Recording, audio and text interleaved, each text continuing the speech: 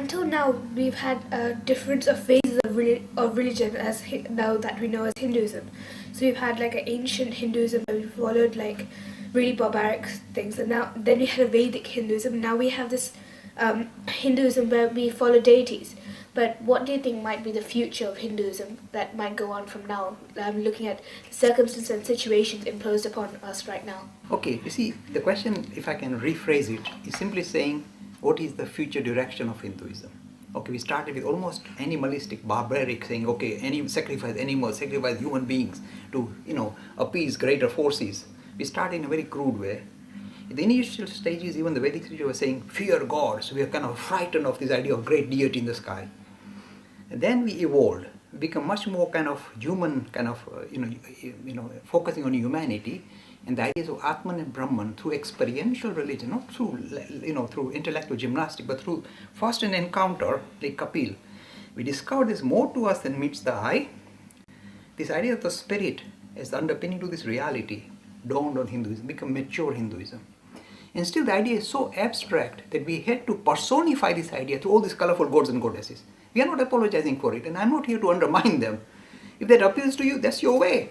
This is pluralism.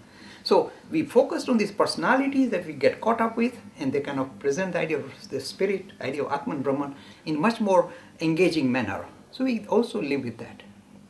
But times are changing very fast. We've got this challenge from science and from rationality, which will not tolerate this idea of fixation on deities, fixation on gods and goddesses in heaven. That is why monotheism is struggling, is shaking, because monotheist God cannot be defended with rationality. They will challenge him. That's why Richard Dawkins wins, and God Delusion is the popular book in the schools, not God. God Delusion is the most popular thing youngsters are reading today. So this idea of a monotheist God is under severe challenge. And Hinduism also has monotheism as well. So there you are, it's under shuddering. So what is the future? The future is in a way very close to humanism, but different kind of humanism. Not just focusing on humanity, seeing God not in the sky but in human beings, but also recognizing a deeper invisible reality that, of course, when it's invisible, so how can I believe in it? And yet that is the foundation to this reality. This world that we are so sure about, material, yes, solid. Underpinning it is something very dynamic, very exciting. And that is, again, you can say, oh, well, it's nice to hear in quantum physics you say that, but so what? In reality, you have to touch base with it, because that is your essential nature. And when you touch base with it, a different vision of religion becomes visible. And this came about with my mentor, Swami Vivekananda, in a big way, dramatic way.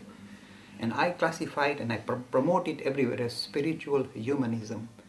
You are not a lump of matter. Humanity is very important, but not because it's a lump of matter that got wound up through accidental evolution. It is because something non-material is showing itself, stirring up and looking up to these heights, the spirit. Spiritual humanism, I'm insisting, is going to be the future of Hinduism. So not serving a god in the temple, but serving a god in humanity is going to be the future of Hinduism.